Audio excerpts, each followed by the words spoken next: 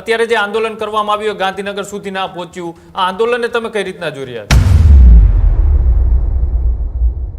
અને ખેડૂત આગેવાનોને કહ્યું છે કે તમે એક વખત વળતરની હા તો પાડો, પૂરતા પ્રમાણમાં વળતર મળશે. કારણ કે તમે ભૂતકાળમાં તમામ લડાઈઓ લડી ચૂક્યા છો ને તમે પણ રાજનેતા પછી બન્યા પેલા એક ખેડૂતના ઘરે જન્મ લીધો છે આપણે. જે ખેડૂતો એવા હશે ચોક્કસથી એનું વળતર અપાવવાનું કામ રાજુ કરપડા ભારતીય જનતા પાર્ટીનું લોકલ સંગઠન કામ કરશે. કે જ્યારે સરકાર વાટાઘાટો કરવા તૈયાર હતી તો કઈ પાર્ટીના લોકોને પેટમાં તેલ રેડાયું કે આ સમાધાન ન થવું જોઈએ? જ્યાં કહેવામાં આવતું હતું જ્યાં સુધી 2-5 ખેડૂતોની લાશો નહીં પડે ત્યાં સુધી સત્તા પરિવર્તન નહીં આવે. એક પણ FIR આવડી ઘટનામાં પોલીસે ખેડૂત પર નથી કરી. સમર્થનની અંદર જઈ શકું કદાચ જાવ તો એ અધિકારીઓનું દમનગીરી કે પછી જે ખેડૂતો છે તે પોતાની વળતરની માંગ કરી રહ્યા છે એ બાજુ વાવણી કર્યા વગર વળતર કંપનીઓએ ચૂકવવાનું હોય છે અને જ્યાં લાઈન નીકળી છે ત્યાં ચૂકવે છે, ન ચૂકવે તો એના કાન આંબળવાની તાકાત અમારી છે. કોઈ પણ ભોગે આંદોલન ચાલુ રાખવાનું છે અને એક પાર્ટીના વફાદાર સૈનિક તરીકે સ્વાભાવિક છે કે મેં ઉપરથી સૂચના મળી એ મુજબનું કામ કર્યું. હજુ સુધી તમે અમારી ચેનલને સબસ્ક્રાઇબ નથી કરી તો અત્યારે જ ન્યૂઝરૂમ ગુજરાતને સબસ્ક્રાઇબ કરો, ફેસબુક અને ઇન્સ્ટાગ્રામ પર ફોલો કરો.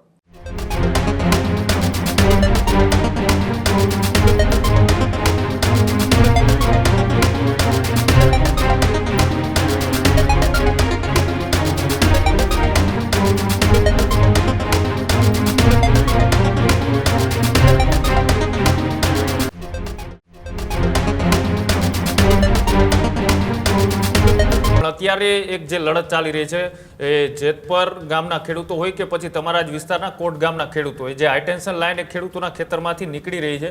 કદાચ આ તમામ બધા મુદ્દાઓથી તમે વાકેફ છો કેમ કે તમે પણ ભૂતકાળની અંદર આ જ આંદોલન અથવા તો આ જ રજૂઆતનો હિસ્સો હતા. અત્યારે જે આંદોલન કરવામાં આવ્યું ગાંધીનગર સુધી ના પહોંચ્યું, આ આંદોલનને તમે કઈ રીતના જોઈ રહ્યા છો?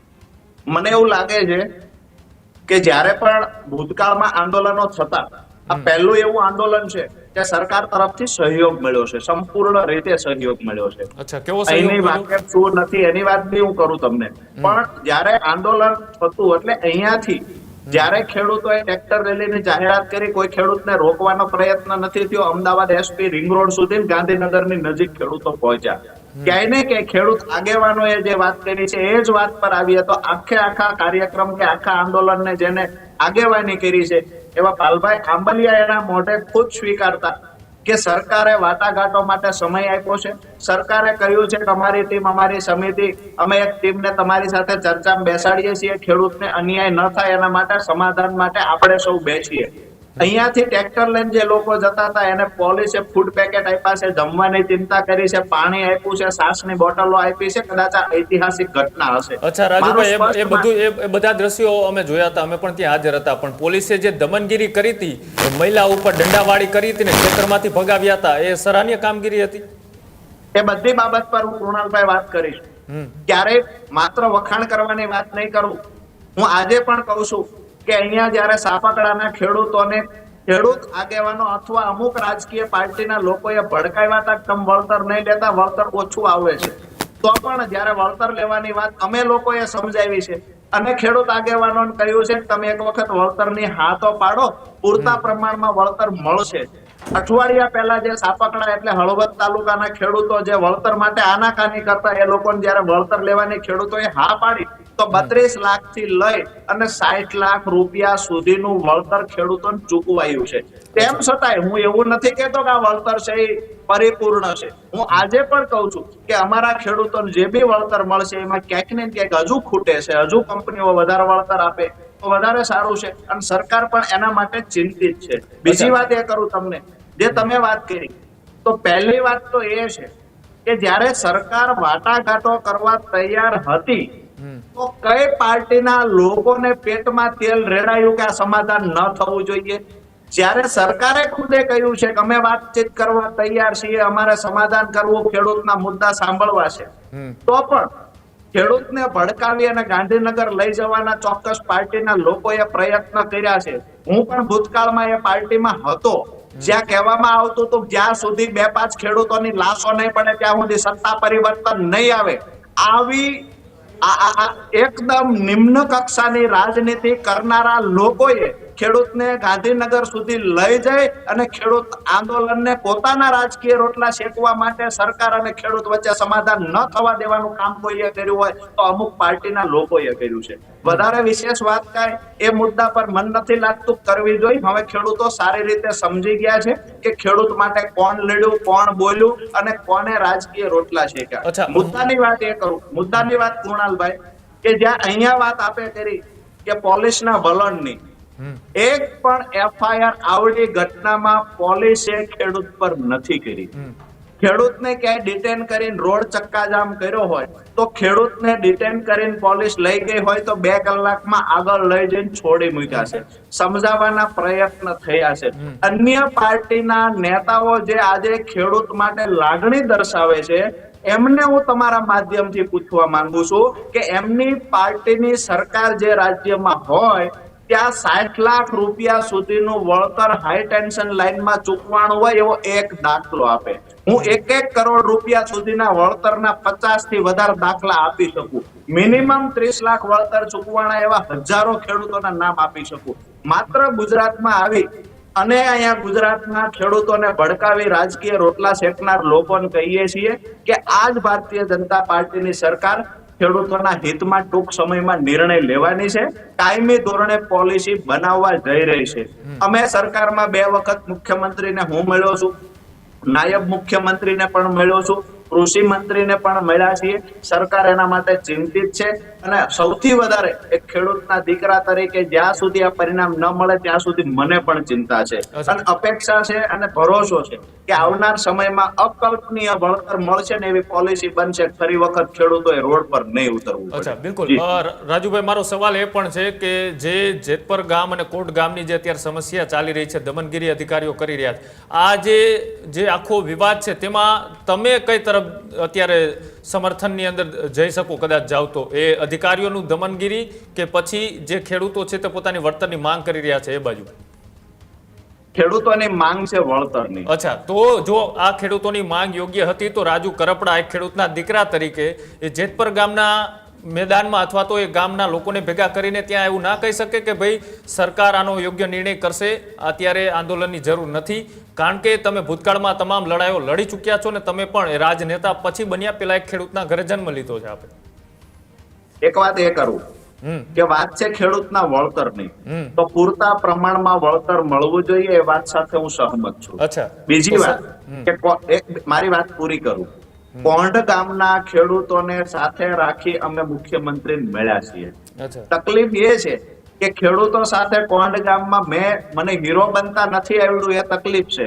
કોંઢ ગામની મુલાકાત અમુક ખેડૂત આગેવાનો સાથે મેં લીધી છે ને એ ખેડૂતો મારી ઓફિસ આવ્યા છે ને અમે અવારનવાર મળીએ છીએ અને તમારી સાથે ડિબેટ કરતા પહેલા હાલની સ્થિતિ શું છે રોજ 1 થી 2 વખત વાત થાય છે ને અડધા કલાક પહેલા પણ ત્યાંના ખેડૂતો સાથે મારી વાત થઈ છે. વિષય એ છે કે અમુક લોકો ખેડૂતોને ભડકાવાના અને સરકાર સાથે સમાધાન ન થાય એવા પ્રયત્ન કરે છે. તમે તો એવા પ્રયાસ કરી શકો ને, ખેડૂતો ભડકે નહીં, ખેડૂતો સમાધાનમાં ઉતરે, સરકારની જે પણ સૂચના છે, અપીલ છે એના સમર્થનમાં જાય, તમે તો એવું કરી શકો ને. સરકારે કહ્યું છે કે પૂરતું વળતર મળશે. સરકાર પર ભરોસો હોવો જોઈએ. મને પણ ભરોસો છે. આ સિંચાઈના પાણી માટે ખાતરી આપવામાં આવી હતી, આજે તમામ સ્કાવર વાલો ખોલ્યા છે. આ જ સરકાર છે જેને મોરબીમાં 2021-22માં 2023માં પૂરતું વળતર ચૂકવડાવ્યું છે. આ જ સરકાર છે કંપનીઓનો કાન પકડી 2017માં કચ્છની અંદર પૂરતું વળતર ચૂકવડાવ્યું છે. ઐતિહાસિક વળતર પ્રતિ મીટર 1050 રૂપિયા પિયતમાં અને 1000 રૂપિયા બિન પિયતમાં. આવા ઓર્ડરો ભૂતકાળમાં થયા છે ને આ સરકારમાં જ થયા છે. મને પૂરો ભરોસો છે કે જે સરકારે ભૂતકાળમાં કંપનીનો કાન પકડીને વળતર ખેડૂતોને અપાવ્યું છે, આવનાર સમયમાં ચોક્કસથી એવી પોલિસી બનાવશે ને ખેડૂતોને વળતર અપાવશે. પણ રાજુભાઈ, આટલું બધું દમનગીરી થાય, ખેડૂતોને ડિટેન કરવામાં આવે, ખેડૂતોને રસ્તા ઉપર ઉતરવું પડે, એની પરમિશન વગર ત્યાં ખાડા ખોદી દેવામાં આવે, આ તમામની મંજૂરી તો સરકારના અધિકારીઓ જ આપી રહ્યા છે, કલેક્ટર આપી રહ્યા છે, તો શું સરકારે તમામ વસ્તુઓ રોકાવી ના શકે જ્યાં સુધી કોઈ નિર્ણય ન થાય ત્યાં સુધી? કૃણાલભાઈ, અત્યારે જે લાઈનનું કામ છે, મારી વાત હશે કદાચ કોઈને કડવી લાગશે, દર્શકોને એવું બની શકે કડવી લાગે મારી વાત, પણ મહત્વની વાત એ છે કે આ લાઈનનું કામ ઓલરેડી 1.5 વર્ષ જે પૂરું કરવાનું હતું એના કરતા વધારે સમય 1.5 વર્ષ જેટલો લાગ્યો છે. એટલા માટે કે છેલ્લા ઘણા મહિનાઓથી આ કામ રોકાયેલું હતું. જ્યારે કલેક્ટરે મધ્યસ્થી કરવાની હોય તો કલેક્ટરમાં વારંવાર આ કેસો ચાલ્યા છે. આજથી લગભગ 2.5-3 મહિના પહેલા જ્યારે કલેક્ટરમાં કેસ ચાલતો અને રજૂઆત કરવાની હતી તો કોંઢ ગામના ખેડૂતોની વતી ત્યાંના અમારા ધારાસભ્ય, ત્યાંના સંગઠનના લોકો અને હું પોતે પણ હાજર રહ્યો છું. કલેક્ટર સાથે ક્યાંય પણ કોઈ પ્રકારના લાગણી દર્શાવ્યા વગર જે નિયમો અનુસાર રજૂઆત થતી હતી, જે ભૂતકાળના પરિપત્રો હતા, પરિપત્ર ઇલેક્ટ્રિસિટી એક્ટ 2003, ઇલેક્ટ્રિસિટી એક્ટની વાત કરો તો ભલે ટેલિગ્રામ એક્ટ 1885 ની વાત, તમામ કાગળો અને ભૂતકાળમાં જે કલેક્ટરો 2017ના રેમ્યા મોહનના ઓર્ડરથી લઈ અને જે ઓર્ડરો હતા આ તમામ આપ્યા છે. એટલે ખેડૂતની ફેવરમાં કે ખેડૂતની બાબતે જ્યારે બોલવાનું થાય ત્યારે બોલ્યા છીએ, પણ કંપની સ્વાભાવિક છે એનો પક્ષ રાખે, ખેડૂતનો પક્ષ રાખવાનો થાય ત્યારે અમે રાખ્યો છે. અચ્છા, તો કંપનીઓને મંજૂરી, જ્યારે કંપનીઓને મંજૂરી મળતી હોય છે ત્યારે કોણ આપતું હોય છે એને મંજૂરી? જ્યારે કામ પૂરું કરવાનો સમય 2025 ની શરૂઆત હતી. અચ્છા, તો તમે જે વિસ્તારમાં રહો છો ત્યાંથી જે નેશનલ હાઈવે એ પસાર થઈ રહ્યો છે રાજકોટ અમદાવાદ, એ કેટલા વર્ષનો કોન્ટ્રાક્ટ હતો પૂરો કરવાનો અને ક્યારે પૂરો થયો? હું એ જ વાત ઉપર આવું, તમને એ જ વાત પર આવું છું કે નેશનલ હાઈવે જે પૂરો નથી થયો તો સમયસર ન પૂરો થાય તેને નોટિસો આપવાની હોય, અને નેશનલ હાઈવે જેને પૂરો નથી કર્યો એને નોટિસો મળે છે. આરસીસી રોડ હોય, નેશનલ હાઈવે હોય કે સ્ટેટ હાઈવે હશે, સમયસર પૂરો ન થાય તો એનું બિલ કપાતું હોય છે. પરંતુ જ્યારે એ રોડ પૂરો કરવામાં કોઈ અવરોધ ઉભો થતો હોય છે તો એ સરકારમાં રજૂઆત કરતા હોય છે, જરૂર પડે કોર્ટમાં પણ જાય. આ જ્યારે પોલ નાખવાની વાત છે તો નિયમ એ કહે છે કે પોલ નાખતી વખતે તમારે જો કોર્ટમાં જવું હોય તો પહેલા કલેક્ટરની કોર્ટમાં જવાનું હોય છે, અને કંપનીઓ કલેક્ટરની કોર્ટમાં ગયા પછી ત્યાર પછી જે જજમેન્ટ આવ્યા છે જજમેન્ટના આધારે પોલીસ બંદોબસ્ત રાખીને કામ કરે છે. મારી વાત જે છે નિયમ અનુસાર કરવી હોય એ જ વાત છે. ક્યાંય પણ એવું નથી કે પક્ષપાત કરવાની વાત છે. હું આજે પણ કહું છું, એ દિવસે પણ કહેતો હતો કે ખેડૂતો ગમે એટલું વળતર આપશે મારા માટે એવું જ હશે કે હજુ વળતર વધારે મળે તો સારું છે.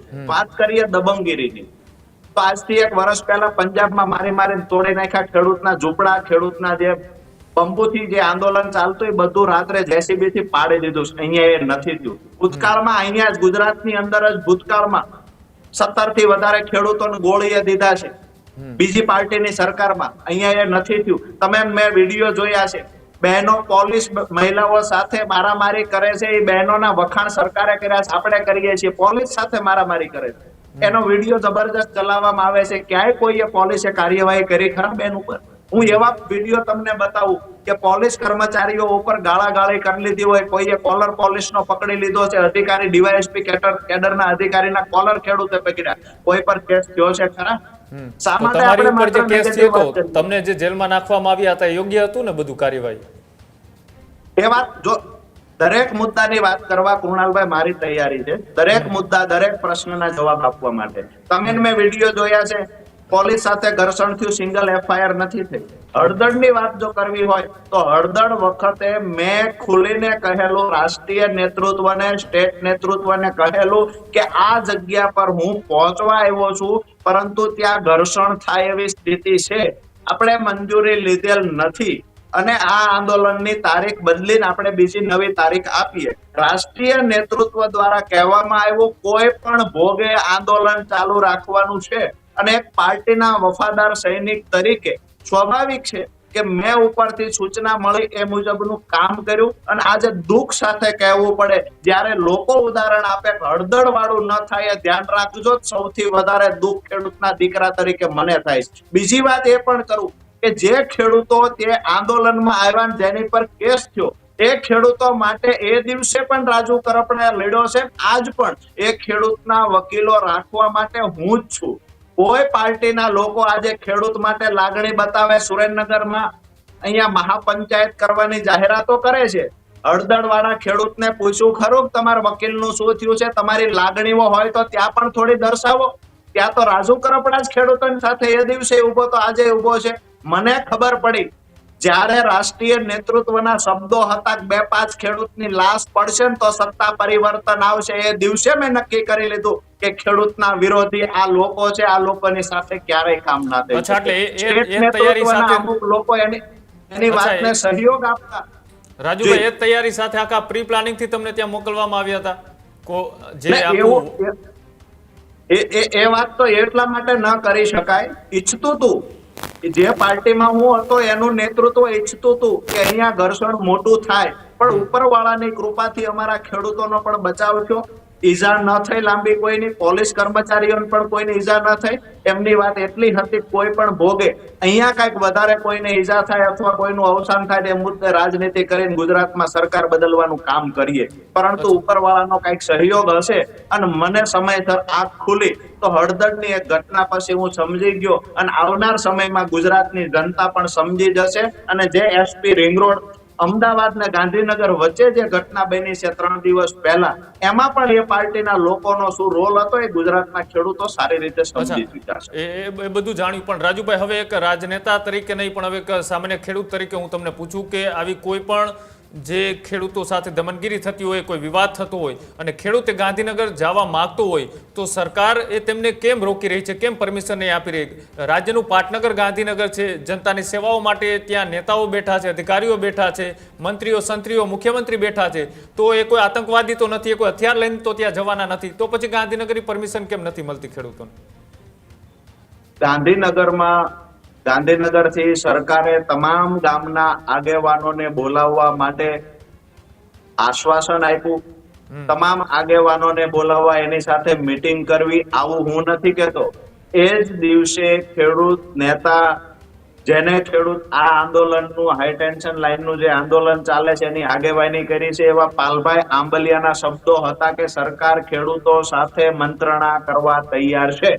હું તમે કેમ કહી શકીએ કે સરકારે ના પાડી? બીજી વાત કે અહીંયાથી જયારે કોંઢથી અથવા મોરબીથી ટ્રેક્ટરો ગાંધીનગરના પાદર સુધી પહોંચ્યા, કેમ કોઈ પોલીસે રોકવાના પ્રયત્ન નથી કર્યા? ઉલટાના સહયોગ કર્યો છે. ટ્રાફિકમાં ક્યાંય ખેડૂતનું ટ્રેક્ટર હેરાન ન થાય એના માટે પરમિશન તો પણ નહોતી આપવામાં આવી ને રાજુભાઈ? ગાંધીનગરમાં એન્ટ્રી કરવાની પરમિશન તો નહોતી જ આપવામાં અરે આવી. સરકાર પોતે વાટાઘાટો કરવા સામે આવવા તૈયાર છે ને આગેવાનોને ત્યાં બોલાવવા અથવા ત્યાં આવવું ખેડૂત નક્કી કરે એ મુજબ સરકારે તૈયારી દર્શાવી. અને આ વાત હું નથી કરતો, આ વાત આંદોલન ત્યાં ઉપસ્થિત નેતાઓએ વાત કરી હતી કે જ્યાં વિશ્રામ છે ત્યાં ઉચ્ચ અધિકારીઓ કલેક્ટર દરજાના ત્યાં આવવાના છે, તેમનું આવેદન લઈ સરકાર સાથે વાટાઘાટ કરીને 1 કલાકની અંદર એ કોઈ રિપ્લે આપવાના છે, ત્યારબાદ નક્કી કરીશું કે શું કરવું. પણ ત્યાં સુધી આંદોલન ન ચાલ્યું. જે આમ આદમી પાર્ટીના નેતાઓએ ત્યાં પોતાની દબંગાઈ દેખાડી અને જે સ્ટન્ટ કર્યો એ અયોગ્ય જ હતું, એ તમામને ખબર છે. પણ હવે મારી વાત એ છે કે આ જે જેતપર અને કોડનો આ જે વિવાદ ચાલે છે,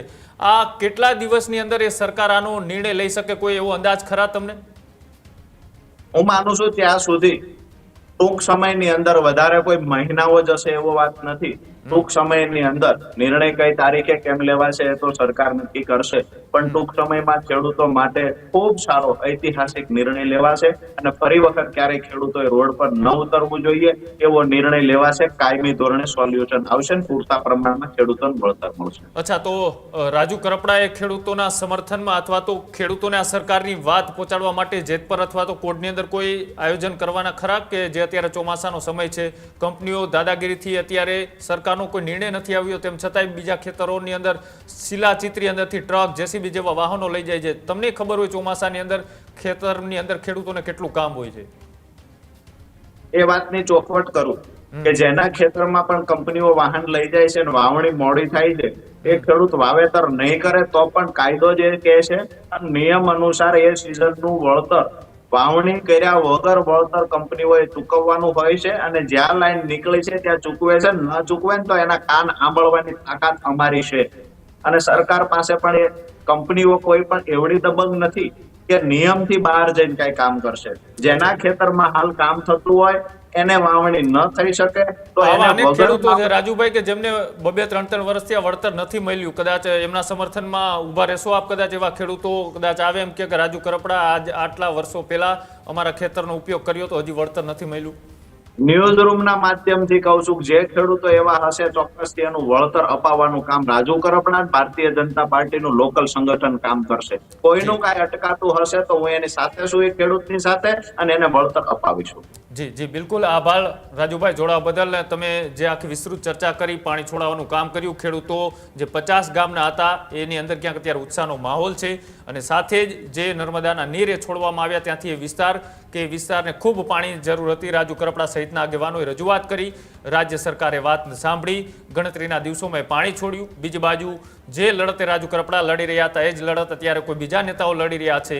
આંદોલનનો મુદ્દો એક જ છે, જે વીજ લાઇનનો હતો એનો એ જ છે. પણ હવે આગામી દિવસોમાં રાજુ કરપડાનું માનવું છે કે સરકાર કોઈ ઐતિહાસિક નિર્ણય કરશે. બીજી બાજુ એ ખેડૂતો અનશન ઉપર બેઠા છે, કંપનીઓ દમનગીરી કરી રહી છે. જોવાનું રહેશે કે રાજુ કરપડાની વાતમાં કેટલો દમ છે કે પછી એ જે સરકારના પક્ષની અંદર બેઠા છે એટલા માટે એ કોઈ ચોક્કસ નિર્ણયની વાત કરી રહ્યા છે. આ તમામ વસ્તુઓને લઈ તમારું શું માનવું છે?